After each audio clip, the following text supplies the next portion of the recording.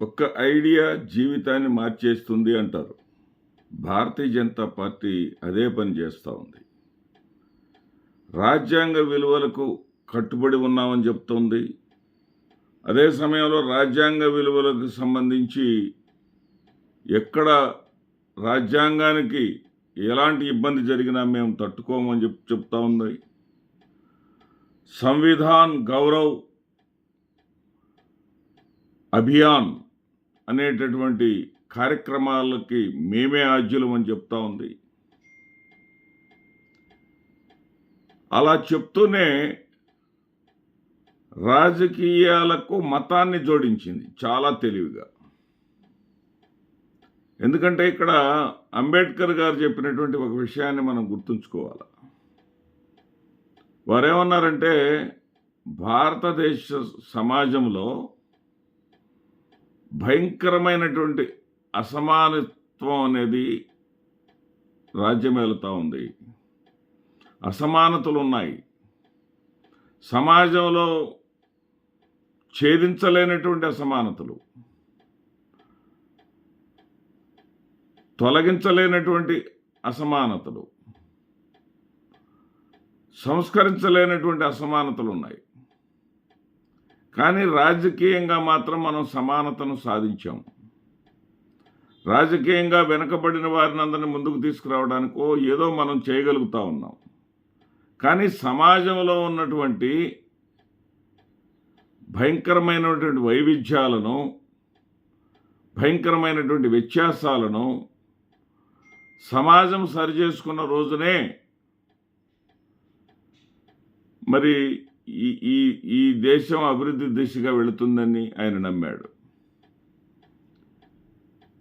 సరిగ్గా అదే పాయింట్ని క్యాచ్ చేసింది భారతీయ జనతా పార్టీ. సమాజంలో ఉన్నటువంటి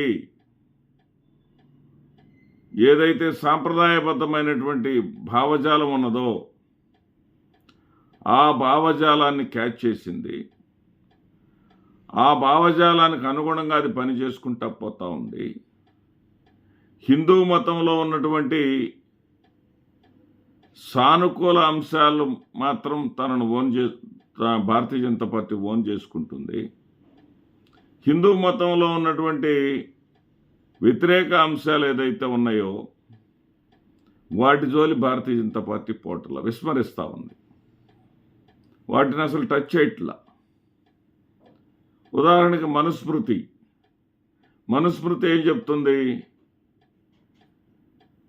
భారతదేశ సమాజం కులాల నిచ్చెన అని చెప్తా ఉంది.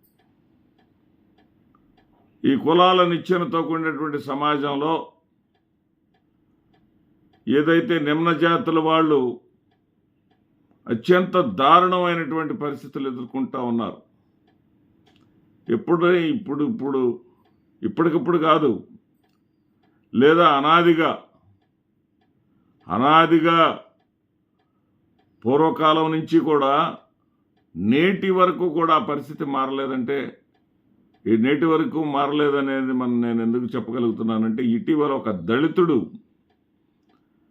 బర్త్డే పార్టీ చేసుకొని ఒక ఉన్నత కులానికి చెందినటువంటి వ్యక్తికి, పిల్లవాడికి తన స్నేహితుడు అనేటటువంటి ఉద్దేశంతో కేకు తినిపించాడని ఆ పిల్లవాడిని, ఆ దళితుడిని చంపివేసినటువంటి ఘటన ఇటీవల జరిగింది.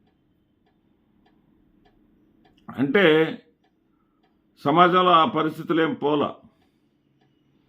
పోలేదు కాబట్టే చాలా తెలివిగా చంద్రబాబు నాయుడు గారు గత ఎన్నికల్లో మతాన్ని రాజకీయాల్లో వాడుకోవటం కోసం మాత్రమే మతపరమైనటువంటి దాడి తిరుమల కేంద్రంగా చేసుకొని, అదేవిధంగా అనేక చోట్ల శిరఛేదనాలు, విగ్రహ విధ్వంసాలు, మరి ఎవరి చేత చేయించారో మనం చెప్పలేం, కానీ అవన్నీ చేయించేసి వాటి ద్వారా రాజకీయ ప్రయోజనం పొందాలని విశ్వ ప్రయత్నం చేశారు. అంతేకాకుండా మతాన్ని నేరుగా ధైర్యంగా ప్రస్తావన చేయగలిగాడు ఆయన. ఏమని? ముఖ్యమంత్రి క్రిస్టియన్, డీజీపీ క్రిస్టియన్, హోంమంత్రి క్రిస్టియన్ అని మతాన్ని ప్రజల్లోకి జొప్పించగలిగాడు. కానీ ఇదే వ్యక్తులు ఏదైతే కులాలను మాత్రం మరలా అన్ని కులాల ఓట్లు వీళ్ళకి కావాలి. అందుకని ఒక భారతీయ జనతా పార్టీ నాయకుడు నేను ఒక ఇటీవల టీవీ డిబేట్లో చూశా. కులాల నిచ్చెన లాంటి ఈ యొక్క సమాజాన్ని ప్రోత్సహించేటటువంటి మనుస్మృతిని తగలబెట్టండి అన్నాడు భారతీయ జనతా పార్టీ. అంటే ఇక్కడ చూడండి, రాజకీయం చూడండి. అన్ని కులాల ఓట్లు మాకు కావాలి, కానీ భారతీయ జనతా పార్టీ విధానం ఏంటంటే అన్ని కులాల ఓట్లు మాకు కావాలి, కానీ హిందూ మతంలో ఉన్నటువంటి సానుకూల అంశాలను జోడించుకొని హిందూ మత పరిరక్షణ కోసం పనిచేస్తుంది మేము మాత్రమే.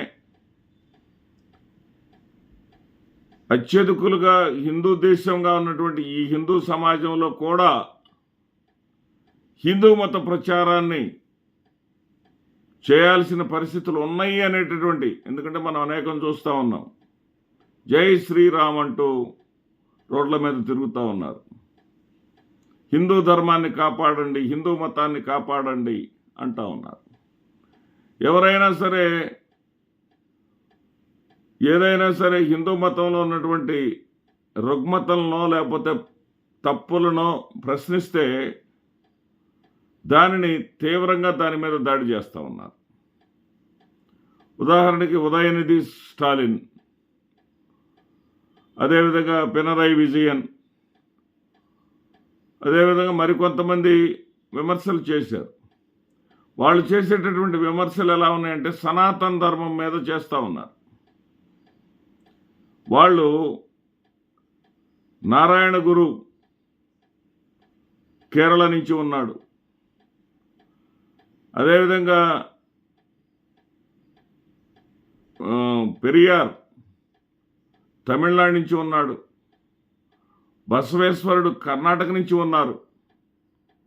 వీళ్ళంతా కూడా నిజంగా సంఘ సంస్కర్తలు. వీళ్ళెప్పుడు కూడా కుల వ్యవస్థను ప్రోత్సహించలేదు. కులాలలో ఉన్నటువంటి రుగ్మతలను, వ్యవస్థలో ఉన్నటువంటి రుగ్మతలను, సమానతను వాళ్ళు రుగ్మతలను వ్యతిరేకిస్తూ సమానత్వాన్ని వాళ్ళు కోరుకున్నారు. కానీ ఈ రోజున భారతీయ జనతా పార్టీ ఏం చేస్తుంది? వాళ్ళను కూడా ఓన్ చేసుకుంటుంది. వాళ్ళు కూడా హిందూ మతం కోసం పోరాడిన వాళ్ళే అని చెప్తా ఉంది. వాళ్ళు కూడా భారతీయ జనతా పార్టీ వాళ్ళే అని అన్నట్టుగా వాళ్ళను కూడా ఓన్ చేసుకునేటటువంటి ప్రయత్నం భారతీయ జనతా పార్టీ చేస్తూ ఉంది, సక్సెస్ అవుతూ ఉంది. ఇక్కడ విపక్షాలు లౌకికవాదం పేరుతోటి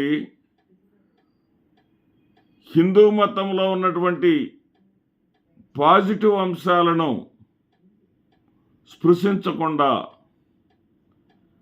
హిందూ మతంలో ఉన్నటువంటి నెగటివ్ అంశాల మీదే దృష్టి సారిస్తూ కేంద్రీకరిస్తూ హిందూ మతంపై దాడి చేస్తూ పరోక్షంగా భారతీయ జనతా పార్టీని బలోపేతం చేస్తూ ఉన్నారు.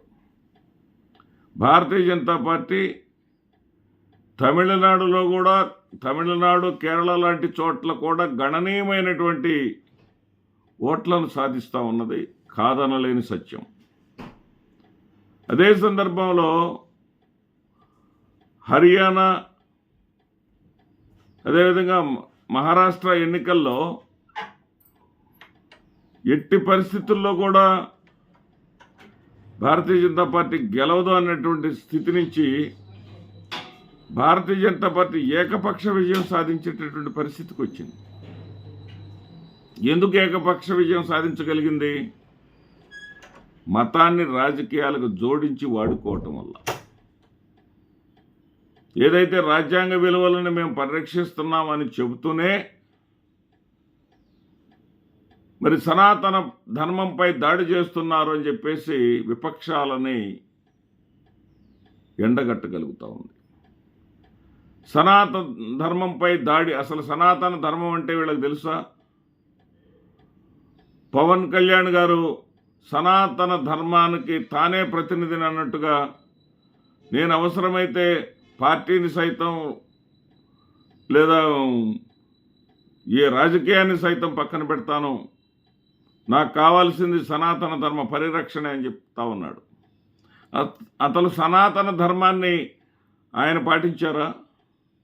సనాతన ధర్మంలో భార్యకు విడాకులు ఇవ్వటం అనేది ఉందా?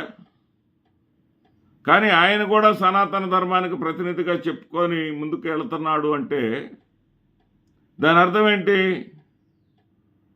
ప్రజలలో, సమాజంలో ఉన్నటువంటి అసమానతలు, సమాజంలో ఉన్నటువంటి భావజాలం, దానిని రాజకీయ పరంగా క్యాష్ చేసుకునేటువంటి ప్రయత్నం. నిన్న పిడుగురాళ్లలో నా కళ్ళతో నేను జై శ్రీరామ్ అంటూ ఒక ఉద్యమం రోడ్డు మీద ప్రచారం చేసుకుంటూ చలో విజయవాడ అంటూ, ఈరోజు విజయవాడలో హిందూ మత పరిరక్షణ మీటింగ్ ఉందంట.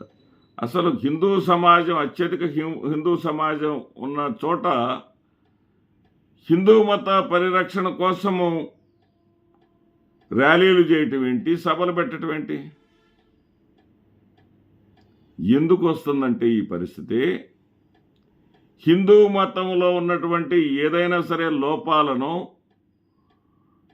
అవి మతానికి సంబంధించినటువంటి అంశం, దానిని మనం టచ్ చేయకూడదు అని రాజకీయ పార్టీలు భావించకపోవటం వల్ల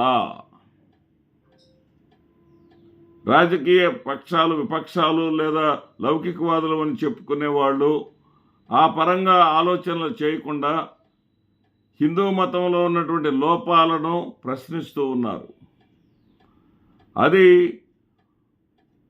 ఆ మతం పట్ల విశ్వాసంతో ఉన్నటువంటి సగటు హిందూ మనోభావాలను దెబ్బతీయటమే.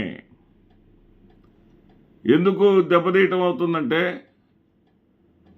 క్రైస్తవాన్ని పాటించేటటువంటి వాళ్ళు లేదా ఆరాధించేవాళ్ళు హిందూ మత ప్రసాదాన్ని, హిందూ దేవుళ్ళకి పూజించి ఇచ్చినటువంటి ప్రసాదాన్ని ఇస్తే తీసుకోరు వాళ్ళు.